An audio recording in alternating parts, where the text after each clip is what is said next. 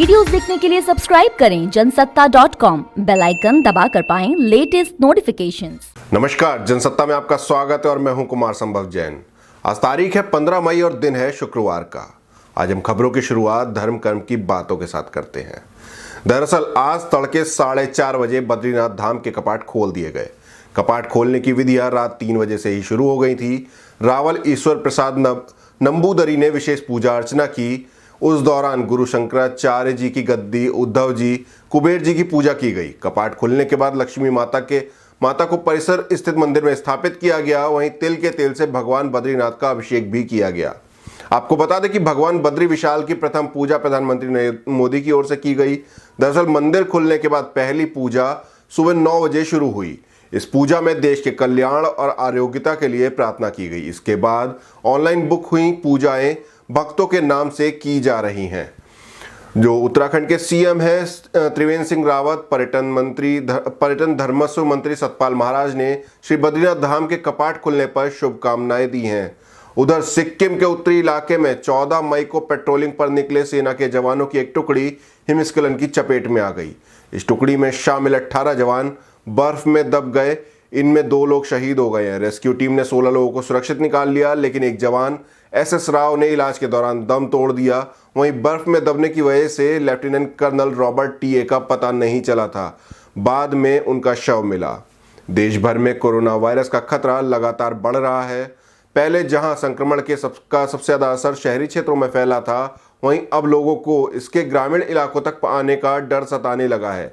बिहार से लेकर ओडिशा तक और तेलंगाना से लेकर कर्नाटक तक प्रवासी मजदूरों के लौटने की रफ्तार जैसे जैसे तेज हो रही है, वैसे ही इनके साथ कोरोना वायरस के गांव तक पहुंचने का खतरा बढ़ गया है।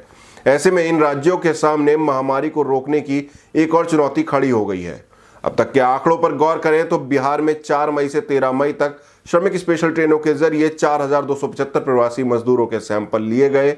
इनमें 320 की रिपोर्ट पॉजिटिव आई है, यानी प्रवासियों में संक्रमण की दर 7.5% है। वहीं पूरे बिहार में अब तक लिए गए सैंपल्स में से 2.75% लोगों की ही टेस्ट रिपोर्ट पॉजिटिव मिली है। उधर महाराष्ट्र के पालघर में 2 साधुओं और उनके एक सहयोगी की भीड़ द्वारा हत्या के मामले में पैरवी कर रहे वकील की एक सड़क हादसे में मौत हो गई। फिलहाल पुलिस ने इस मामले में किसी भी तरह की साजिश होने से साफ इनकार किया है। मृतक वकील की पहचान 32 वर्षीय दिग्विजय त्रिवेदी के रूप में हुई है। वो राजनीतिक पार्टी बहुजन विकास आघाड़ी की लीगल सेल के प्रमुख थे। इस बीच वकील की मौत पर बीजेपी प्रवक्ता संबित पात्रा ने सवाल उठाए हैं। उन्होंने मामले की जांच कराए जाने की मांग की है। संबित पात्रा ने अपने ट्वीट में लिखा है कि पालघर में संतों की हत्या के मामले में वकील दिग्विजय त्रिवेदी की मौत सड़क हादसे में हो गई है। ये खबर विचलित करने वाली है। क्या केवल ये संयोग है कि जिन लोगों ने पालघर मामले को उठाया उन पर या तो कांग्रेस कार्यकर्ताओं ने हमला कर दिया या उनके खिलाफ एफआईआर दर्ज करा दी गई? खैर, ये जांच का विषय है। देश में कोरोना वायरस महामारी और लॉकडाउन के बीच मध्य प्रदेश के छतरपुर जिले में दिलवारी गांव का उदय करीब 3 साल बाद अपने घर लौट आया। कई साल तक लापता रहने के बाद परिजनों ने मान लिया था कि उनका बेटा अब कभी लौट कर नहीं आएगा। उदय ने बताया कि कुछ लोग मुझ पर चोरी का झूठा आरोप लगा रहे थे, इस वजह से मैं घर छोड़कर दिल्ली चला गया था। भारत में कोरोना वायरस की बात करें तो खतरा लगातार बढ़ता जा रहा है। देश में बात करते हैं, पिछले 24 घंटे के दौरान कोरोना के 3,967 नए मामले मिले हैं। इनके साथ ही पीड़ितों की संख्या 81,970 पहुंच गई है। वहीं अब तक 2,649 लोग अपनी जान गंवा चुके हैं। ताज़ा आंकड़ों के मुताबिक देश में एक्टिव केस भी 51,401 हो गए हैं। हालांकि अब तक करीब 28,000 से ज़्यादा मरीज जो है ठीक भी हुए हैं। राज्यों की बात करें तो सबसे खराब स्थिति महाराष्ट्र में है। यहाँ एक दिन में 1,602 नए मामले सामने आए हैं। इसके साथ ही राज्य में अब तक कुल 27,000 लोगों की टेस्ट रिपोर्ट पॉजिटिव आ चुकी है। महाराष्ट्र में कोरोना से जान गंवाने वालों की संख्या भी 1,000 से ज्यादा पहुंच चुकी है। दूसरे नंबर पर तमिलनाडु है, जहां एक दिन में 447 केस सामने आने के बाद संक्रमितों की संख्या 10,000 के करीब पहुंच गई है। हालांकि मौतों के आंकड़े पर बात की जाए तो गुजरात में अब तक 586 लोगों ने जान गंवाई है, जबकि तमिलनाडु में इतने ही केस पर सिर्फ 66 लोगों की जान गई है। बता दें कि कोरोना वायरस से फैली महामारी से दुनिया भर में हालात लगातार बिगड़ते जा रहे हैं। ऐसे में पीड़ितों और मरने वालों का डेटा जमा किया जा रहा है। कहा जा रहा है कि आर्टिफिशियल इंटेलिजेंस की मदद से अब यही डेटा संक्रमित लोगों को बचाने के बेहद काम आएगा। इसके भी कारगर होने की उम्मीद है। इसी कड़ी में भारतीय मूल के एक वैज्ञानिक हैं, ब्रिटिश वैज्ञानिक डॉक्टर अमिताभ बनर्जी। उनके नेतृत्व में एक ऐसा ऑनलाइन कैलकुलेटर बनाया गया है जो किसी भी व्यक्ति के कोरोना वायरस से मरने के जोखिम का अनुमान लगा सकता है। फिलहाल ये टूल सिर्फ ब्रिटेन के डेटा पर बनाया गया है। कहा जा रहा है कि इससे मिला डेटा कमजोर रोगियों को लेकर ब्रिटेन की नेशनल हेल्थ सर्विसेज के लिए काफ़ी मददगार साबित हो सकता है।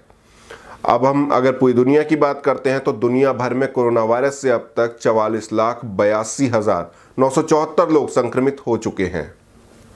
16,84,714 लोग ठीक भी हुए हैं। वहीं मौतों का आंकड़ा 3 लाख को पार कर गया है। इस बीच अमेरिका के राष्ट्रपति डोनाल्ड ट्रंप ने चेतावनी देते हुए कहा कि अमेरिका चीन के साथ सभी संबंध खत्म कर सकता है। उन्होंने फॉक्स न्यूज़ को एक इंटरव्यू दिया था और उस इंटरव्यू में उनसे पूछा गया था कि अमेरिका किस तरह से चीन को जवाब देगा। उन्होंने कहा, हम कई चीज़ें कर सकते हैं, हम चीन से सभी रिश्ते खत्म कर सकते हैं। बता दें कि अमेरिका में 14,37,831 लोग कोरोना की चपेट में हैं। यहाँ 85,533 लोगों की अब तक मौत हो चुकी है। इसके बाद स्पेन का नंबर आता है जहाँ 2,72,646 लोग इन्फेक्टेड हैं। स्पेन में 27,321 लोग अपनी जान गंवा चुके हैं। ये थी अब तक की बड़ी खबरें। आपको हमारी रिपोर्ट कैसी लगी कमेंट बॉक्स में ज़रूर बताएं। देश दुनिया की और भी खबरों से रूबरू होने के लिए बने रहिए जनसत्ता के साथ।